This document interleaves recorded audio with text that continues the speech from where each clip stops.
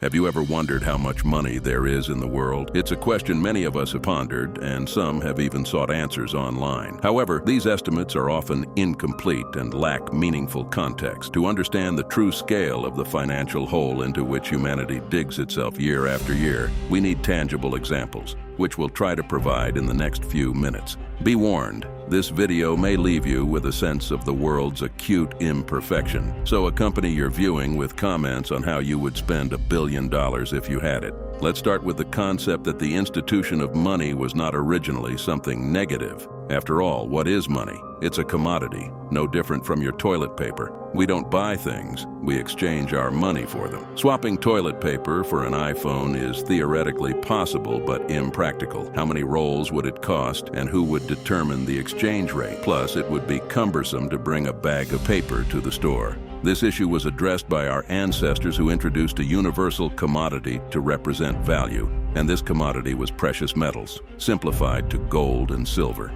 All was well until a couple of problems arose. The first problem is tied to the gold standard. Let's take a gold coin with a face value of $1. The value of the gold in the coin should equal $1. But what if there's a gold shortage? The metal in the coin could become more valuable than $1. Then you might just melt the coin down and sell it as metal. The second problem is the impracticality of carrying around a bag of gold. You risk turning into a bag of broken bones. This led to gold being stored by specialists, weighed and guarded, and in exchange, you were given receipts. These receipts were the precursors of our modern money. The trouble started when it was realized that this gold was just sitting idle. Someone clever figured that they could profit by issuing receipts, not backed by gold. These are called fiat money, and all of today's world currencies are essentially this. The banking system evolved, with governments taking over the issuance of receipts, which gradually became the simple, unbacked paper that we overwork ourselves for. Now, even these papers are being replaced by digital numbers on cards and bank accounts. This complex system created by the descendants of that clever banker is so convoluted that it's impossible for an average person to understand, let alone calculate all the money in the world as it's continuously being printed and zeros are added. Cryptocurrencies are a separate story, but let's focus on paper money for now. The banknotes we get are essentially debt receipts from our governments. There are 157 unique currencies in the world, and experts estimate that there's about $5 trillion in physical money, roughly $1,500 for every person on the planet. When you include credit cards, deposits, and digital money, the number multiplies fivefold, reaching almost $35 trillion. If we add pension funds to the mix, the total amount of money swings between $80 and $100 trillion. To put that into perspective, all the world's gold is worth only about $7.8 trillion, and silver just $14 billion. But that's not all. Investments also exist. Just stocks on the stock markets are valued at $73 trillion. Add real estate, contracts, obligations, and various securities, and the number becomes astronomical. Some estimates exceed $1 quadrillion, equivalent to 22,000 times the value of instant noodles, or nearly $11,000 per person. Not owning such an amount is unsurprising, as 3.5 billion people on the planet control just 1% of the funds. The rest is in the hands of brokers and the wealthy. In the 10 richest cities, the income of residing billionaires exceeds 1 trillion, has 12 zeros at the end.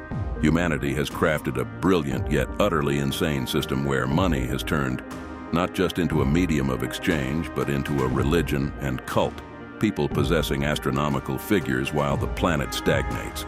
These vast sums with numerous zeros are hard to grasp. So here are a few simple examples. Currently, there are about 2,000 active satellites orbiting Earth. Elon Musk and his idea for global internet for everyone involves launching 12,000 satellites, 6 times more than what's currently in orbit. Do you know the cost? $10 billion. Let's assume that figure is an underestimation, so even if it's doubled to $20 billion, it's less than a sixth of Jeff Bezos's net worth, one of the richest men on the planet. For the top 10 wealthiest people, it's just a 20th of their money. Last year, Apple was reported to have $67 billion in absolutely free and unencumbered cash reserves, which they can spend on anything.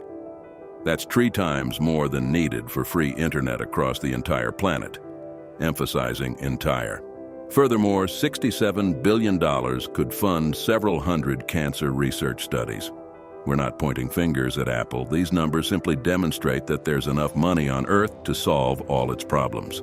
Over the last 7 years, SpaceX spent a mere $3 billion developing a crewed spacecraft.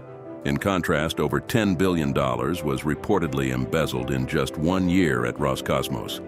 This is not an accusation against Russia, but a comparison for perspective. Want another example? The 10 most expensive yachts in the world cost a total of $10 billion, the same amount needed to set up global internet or send humans to space. Welcome to 2024, gentlemen.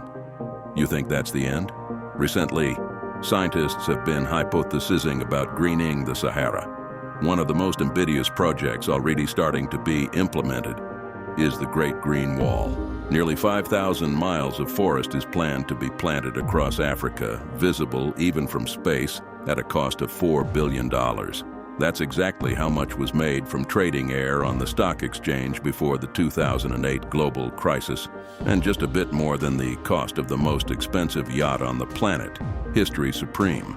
A Malaysian billionaire paid $4.8 billion for this 102-foot yacht, made of 100 tons of gold and platinum. It's more expensive than 5,000 miles of forest in the desert in the planet's hottest region. The comparisons could go on endlessly. Some might call them unfair, others say it's wrong to look into others' pockets. Perhaps, but what's truly good is that the news of buying the most expensive yacht will cause nothing but envy in 99% of people, most of whom dream of owning millions and billions. Money has long moved away from its exchange function. Now it's a religion. People burning bills on camera don't end up in asylums but become superstars with millions of followers.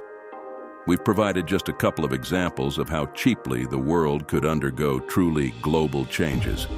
And it's not about blaming the wealthy who casually donate to feed African children. It's about everyone for whom money is the main thing in life. And unfortunately, that's the majority.